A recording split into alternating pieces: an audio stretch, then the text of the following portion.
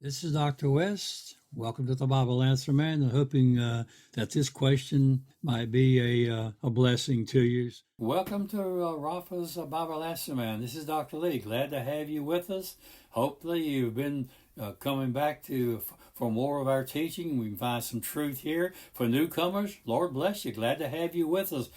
Share what you find here. We share truth from a Pentecostal distinctive, and I think it'll enrich your soul. And we have some books in our at our bookstore that you can find there. It will also be a blessing to you. Dr. Lee, question. Dr. Lee, in reading the Beatitudes, what does fornication there allude to? Okay, fornication there, it has to do with the Greek word, which is porneia, and its base has its means in harlotry. The quandary came when the word was in Rome over the brothels. It was the word pornography, and this word pornography we use today in so many cases, and it simply means sexually experienced behavior.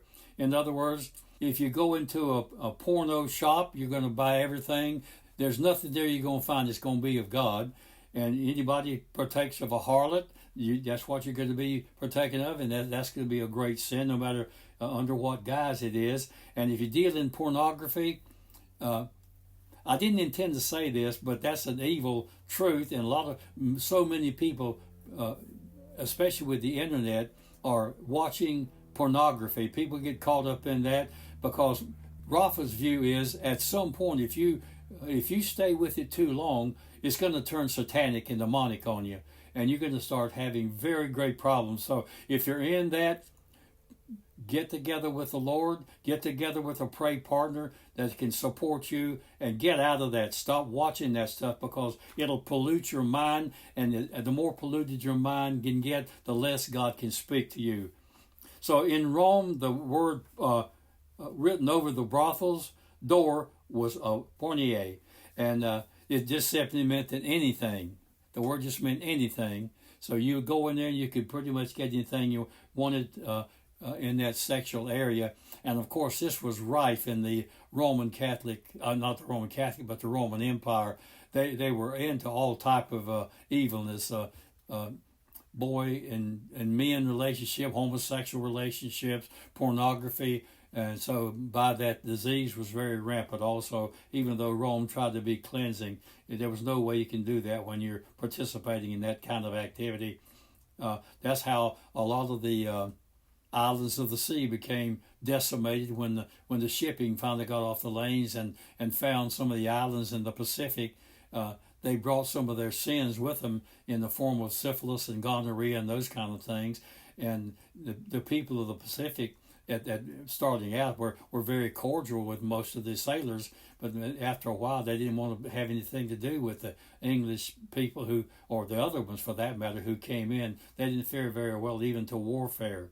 So Matthew in chapter 5 verse 32 says, and this is Jesus speaking, "Whosoever shall put away his wife, saving for the cause of fornication, causeth her to commit adultery, and whosoever shall marry her that is divorced shall commit adultery."